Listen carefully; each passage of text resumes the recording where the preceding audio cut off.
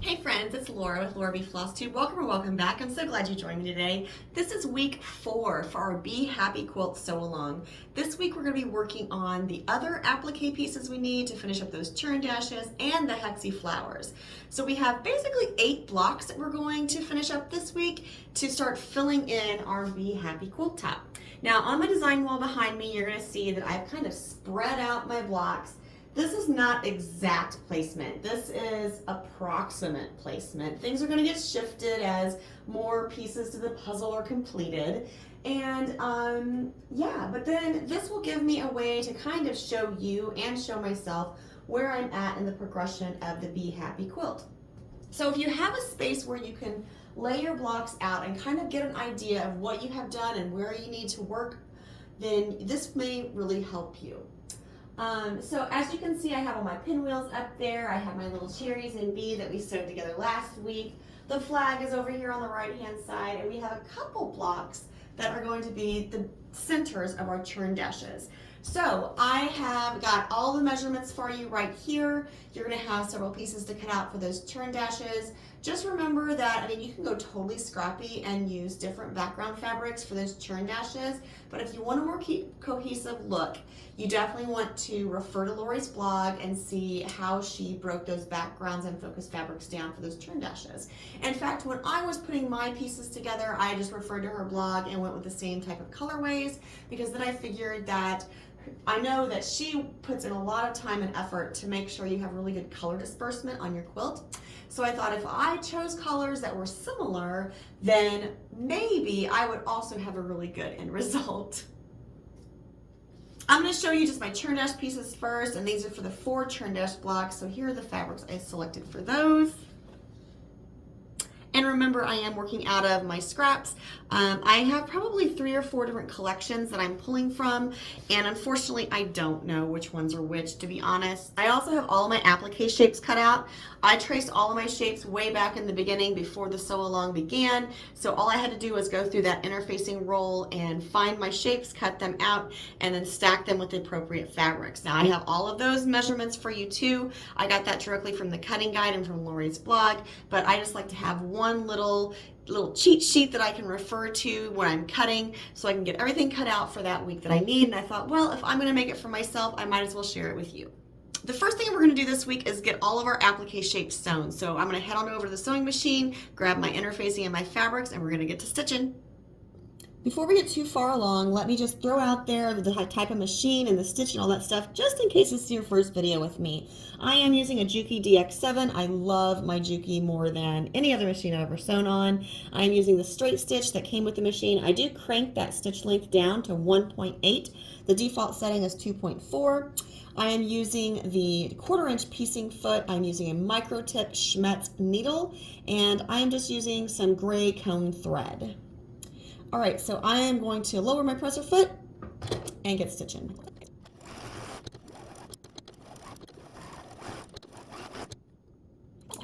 For my little circle, I'm actually going to kind of fussy set or fussy cut this one. I have this cute yellow fabric that has these little flowers and the squares. I'm just going to try to center one of those right in the middle of my circle.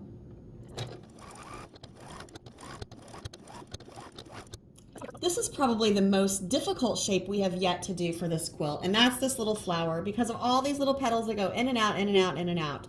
Now, I will give you some tips when we start to cut this out that might make this a lot easier for you.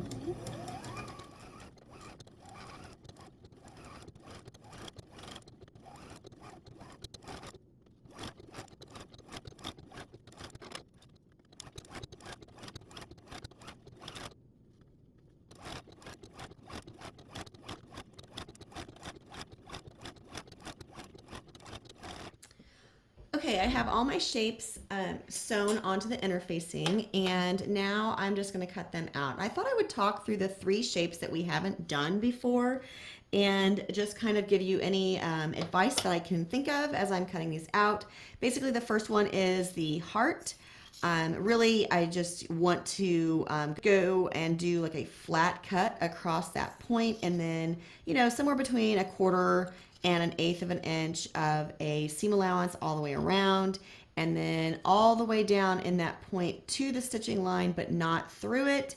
Now, when you may have noticed when I was stitching this heart in the center, I actually, in the center, with this little concave area, I actually put one little stitch going across in there, and that's going to help me when I go to flip this out, just to get a really nice smooth point in that center of that heart. Now this one is the tricky one, so we'll come back to it in just a minute. Here is our Hexie Flower. This is a pretty big shape. Pretty easy to cut this out. Since it is so large, you definitely can go ahead and do 1/4 of an inch. I kind of round the corners there and then go down into the concave areas.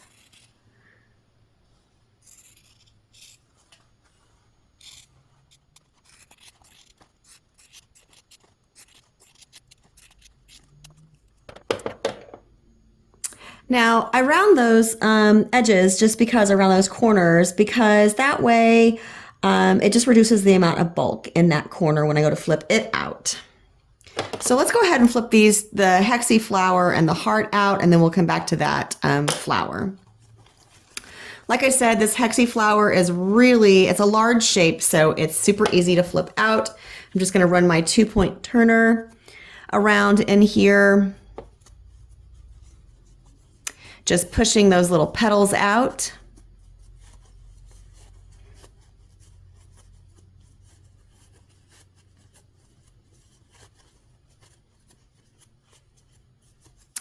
And then the last thing I'm going to do is when I flip it over, I'm just going to give these a little tug. And that's just going to kind of relax that stitch in that point, and it's going to help it lay flatter on my block. Now you could definitely do a little stitch across in each one of those little concave areas too, and you would have the same kind of result, but I've just found with this type of an angle that I can just give it a little tug and it's really good to go.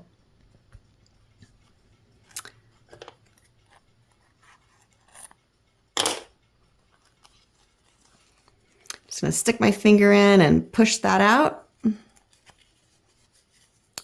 Both of the humps of the heart. And grab my 2-point turner again.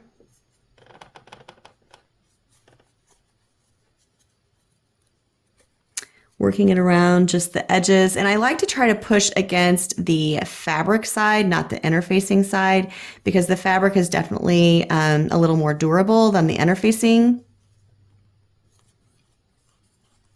You're less likely to poke through if you're against the fabric and not the interfacing. So let's flip this over and give it a good look. You know, I would like to have that point a little pointier. If you were watching the video for week 3 when we did the little bees and the leaves, you will know that I like to use, wrong end. I like to use my stiletto. And I will just kind of push into this little point right here and the point of the heart and just kind of dig it out.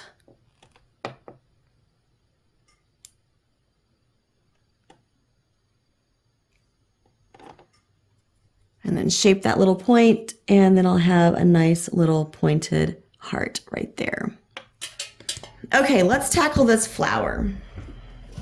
First thing we're going to do is we're just going to trim off all of the excess fabric. Let me swing you around so I can see what you see. All right, so I'm going to just trim this down, and I'm going to go all the way to the stitching line in there and around these petals. This is one of those shapes that I have to be honest, it took me a little while to figure out the easiest and best way to turn it out. Just because those long skinny little petals can be a little tricky until you find a method that works for you. I'm going to share what I do. That doesn't mean it's going to work perfectly for you. Please just know that you may have to play around with it a little bit and figure out what works best for you.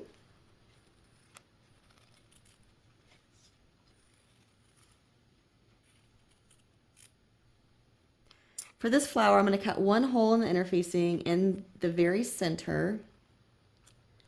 just like that. Now I'm going to use my Turn It All tool. And I'm going to use the medium set out of it. And I'm going to take the blue part. Oh, wait, maybe I won't use the medium because it's too big. All right.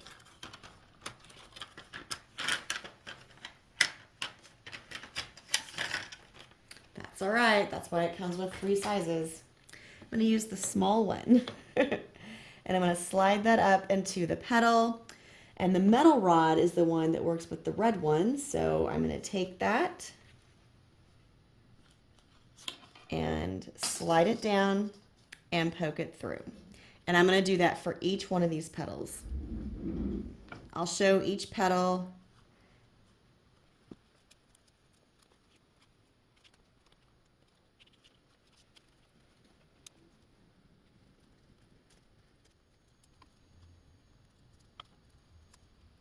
And like I said, I'm just putting this red tube through between the interfacing and the fabric, and then flipping it over to the fabric side to push the metal rod down, and sliding the flower up just to push out every one of those petals. Now I will take my 2-point turner and go in here and kind of smush the leaf down so I can, or the petal rather, the petal down so I can shape it out.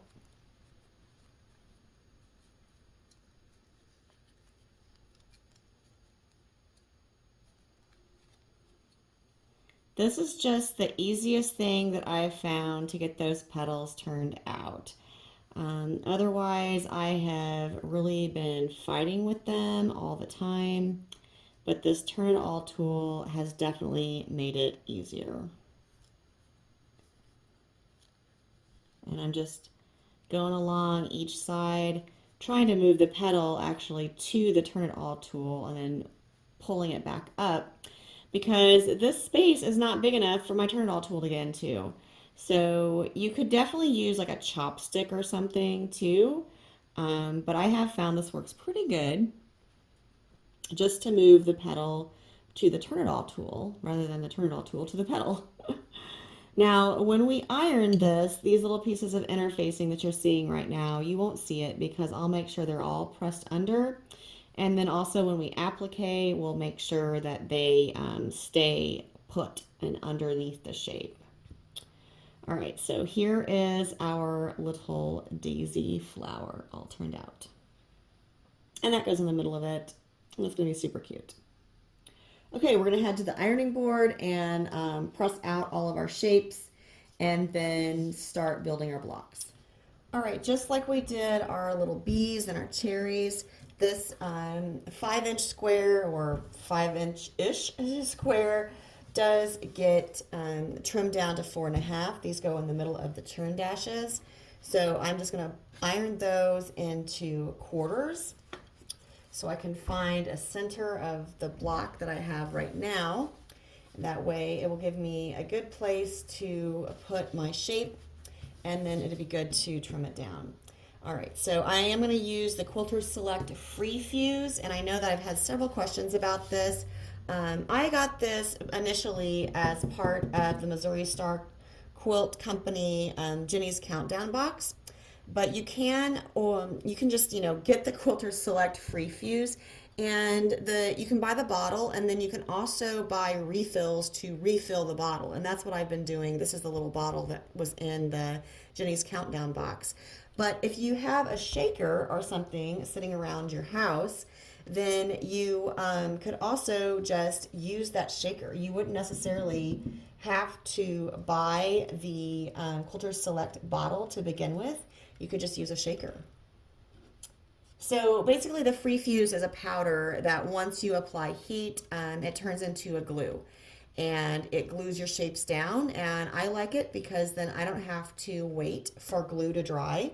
And it's, it gives me a really good adhesion for my applique shapes. You do want to be careful if you get any on your fabric where it's not going to be covered. I would put a pressing cloth or a piece of parchment paper or something between it, because it is, it will wash out. So once you wash the quilt, you wouldn't be able to see it, but you don't want that to get on your iron. It would be messy. All right, so then these two can go hang out by the sewing machine until I'm ready for them.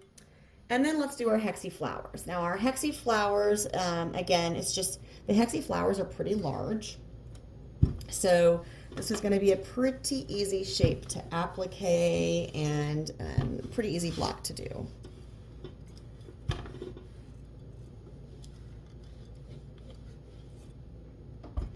I'm going to go ahead and press my little hexies. Now, if you need help with the little hexies, I meant to mention this earlier, you can look up the video on the honeycomb border. The first video in the quilt, the sew along series, was on that honeycomb border, and I talked all about the hexies. They're a great shape to start with if you have never done applique before, just because they're fairly large and they are pretty easy to sew and turn.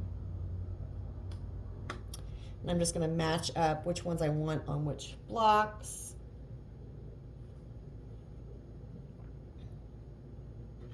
And I'm going to put a little free fuse in the middle of each one of these and go ahead and free fuse those down. I am not measuring on these. Obviously you could, and if that matters to you, then you should. I am just going with what I like and kind of eyeballing it.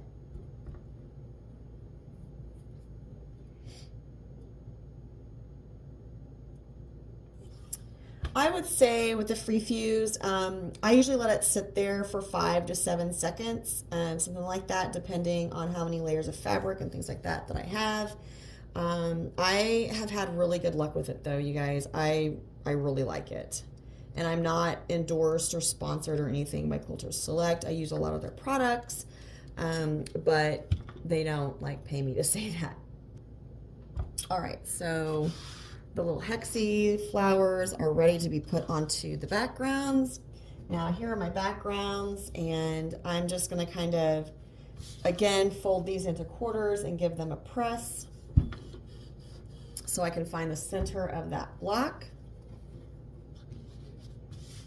And I probably should match these up, which ones I want on which, right? I like the blue on the pink on the brown, the yellow one on this, and the green one on this. That way, yeah, I like that. All right, so this little Hexie flower, if you go with these two indentions, that would show you your vertical lines, and then, I'm sorry, your horizontal line, and then this way, kind of center that, would be your vertical line. So I'm just going to put some free fuse underneath that. And obviously this is a bigger shape, so I added more free fuse.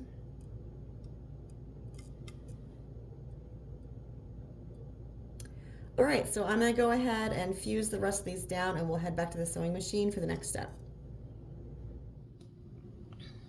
Okay, we're back at the sewing machine, and I thought it might be helpful to share how I approach going through a stack of blocks I need to applique. For this quilt, I am trying to kind of match the color to the fabric.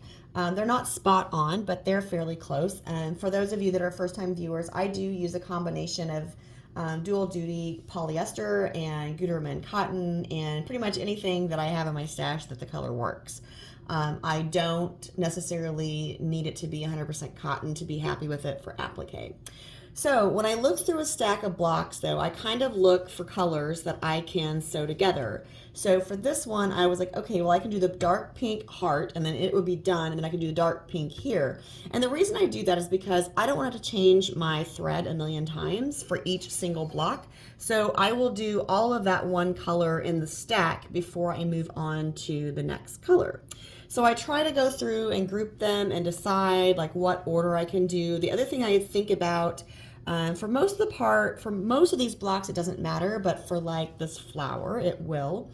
I want to do that pink before I do the gold, because I want to be able to go up underneath this circle. And if you notice, when I free fuse this down, or when I glue them down, I glue them so I can still lift those shapes and get in underneath there to do all the turns for my applique.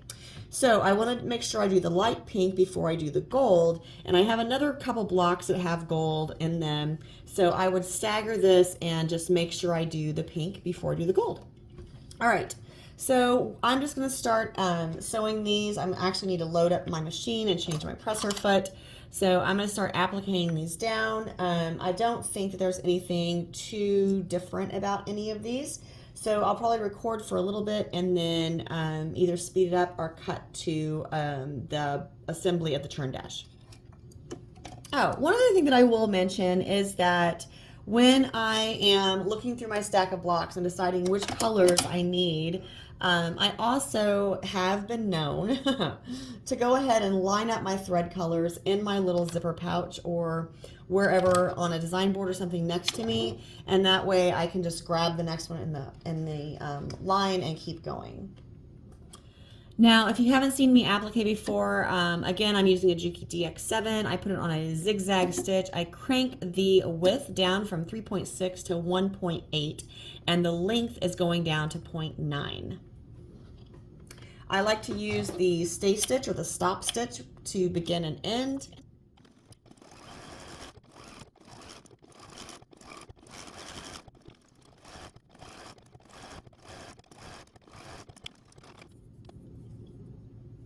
I'm going to show you how I handle the flower, and then I will probably cut it, because the rest of this is really straightforward, you guys. If you've done any machine applique at all, then you should be good to go. If you haven't, definitely you can go back and check out several of my earlier videos.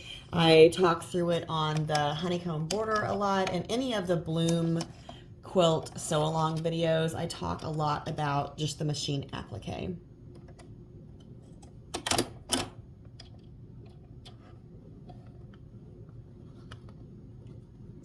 Okay, so for this one, since this little yellow dot is in the center, I'm going to lift it up and I'm going to begin my zigzag underneath there. You're not going to see it, so I don't need to backstitch there, because when I go over it with the yellow thread, it's going to secure this down. Now, the key to this little flower is just go slow and stop as often as you need to and pivot as often as you need to, just to get that smooth finish that you want.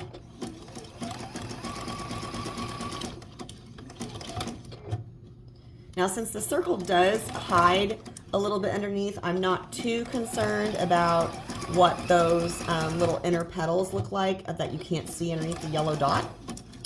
So it's more about the rest of the petal. And again, as I move around, I'm just going to lift up this yellow circle so I can stitch underneath it.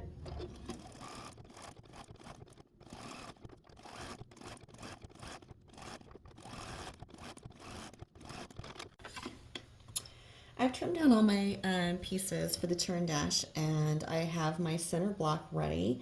I'm going to go ahead and put together the heart Churn Dash block, and just know there are 4 total.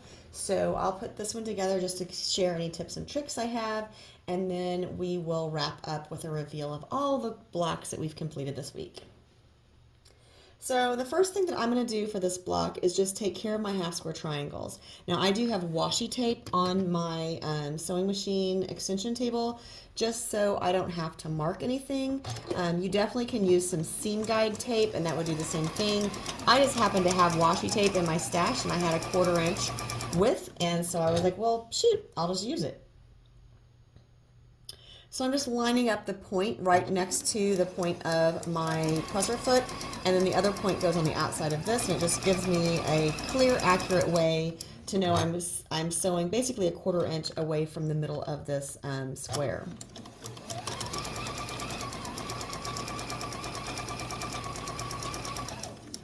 If you want more information about half square triangles and just some ways that I trim them up and ways that I sew them and all of that good stuff, go back and look at week 3 because we had a bunch of those to make with the pinwheels. Actually, that may have been week 2.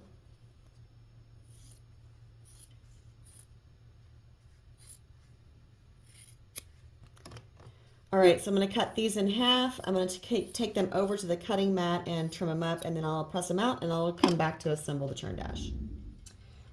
The other thing I like to do when I'm making any block is I just kind of like to lay it out on a design board just so I don't get any pieces in the wrong place and I don't get confused. So I'm going to go ahead and just kind of lay these into place on this little board right here on my extension table, and I'm going to run through the 2 1.5-inch strips that we have to make the sides of the churn dash.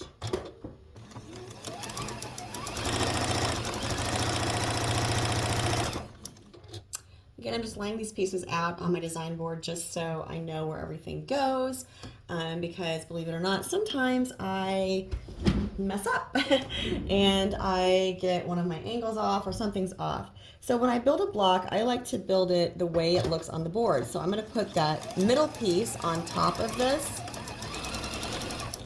And I'm basically just putting together a 9 patch at this point, and I'm going to leave these little chains between each of the rows and build them just like this, and then the block will be ready to assemble and I don't have to worry about what goes where.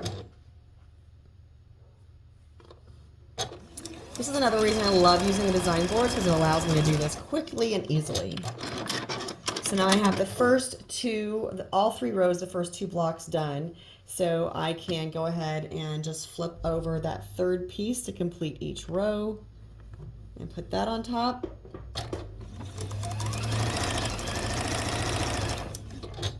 I've done this method with very simple and very complicated blocks, and it really does help just make sure your blocks turn out the way they're supposed to. As long as you're paying attention and you put the right sides together and the next piece in the row on top.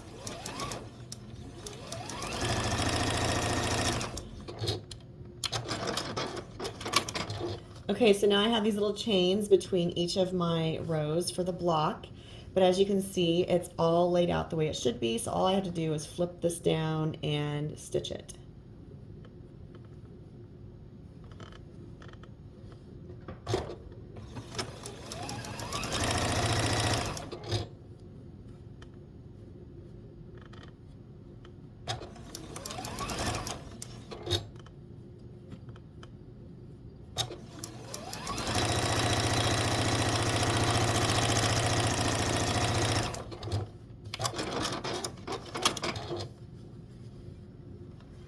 Playing bob and chicken. I'm not sure I'm gonna have enough to do this one or not, but I think I do.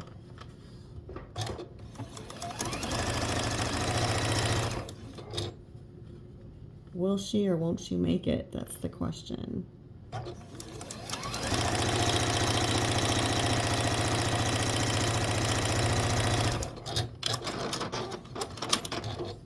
All right, so I need to press this one out, and then I have the other 3 to put together, and then we'll do a reveal.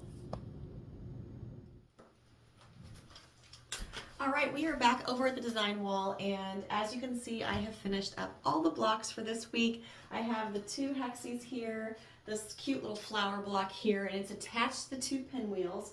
I was just going to go through real quick some of the things that I was able to attach this week and kind of talk through those just a little bit for you. Like I said, I attached these 2 pinwheels to this little churn dash. I also attached these 2 flowers together. There's a few other blocks that go in here, so none of this can be attached yet, but this little churn dash and these 2 pinwheels can definitely be sewn together. These 3 applique blocks, the 2 pinwheels and the churn dash, can all be sewn together into a fairly large chunk for our quilt. And then down below, which you can't see, so let me swing you, there are 2 more Hexie flowers down here that I went ahead and sewn together, and then this cherry churn dash and the 2 pinwheels is also down here. So that's kind of what you can put together this week if you want to kind of start assembling your quilt top as you're sewing along.